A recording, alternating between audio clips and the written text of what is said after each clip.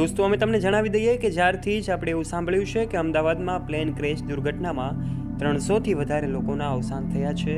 આ 300થી વધારે નિર્દોષ લોકો કે જે આ પ્લેન ક્રેશ દુર્ઘટનામાં હોમાયા છે, ત્યારે એમના પરિવાર પર એક મોટું દુઃખ તૂટી પડ્યું છે. એમાં ગુજરાતના પૂર્વ મુખ્યમંત્રી યાની કે વિજયભાઈ રૂપાણીનું પણ એવું કહેવામાં આવે છે કે નિવેદન સામે આવ્યું હતું અને ત્યારબાદ એવા ચર્ચામાં આવ્યા હતા અને એમનું જે કાંઈ પણ છે ડેડ બોડી 3 દિવસથી ઇન્વેસ્ટિગેશન અને એમનું જે કાંઈ પણ તપાસ છે ચાલુ હતી અને ત્યારબાદ હાલ આજે ખૂબ મોટા સમાચાર સામે આવી રહ્યા છે કે વિજયભાઈ રૂપાણીનું આખરે એમનું DNA ટેસ્ટ થયું હતું અને ત્યારબાદ હવે એમનું બોડી જે છે એમના પરિવારને સોંપવામાં આવી શકે છે.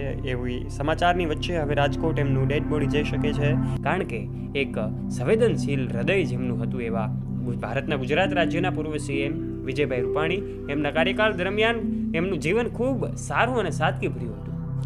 આ વિજયભાઈ રૂપાણી 2 વખત ટિકિટ કેન્સલ કર્યા બાદ ત્રીજી વખત તેઓ ફ્લાઇટ પકડીને જ્યારે અમદાવાદથી લંડન જઈ રહ્યા હતા ત્યારે આ સમગ્ર ઘટના બની છે.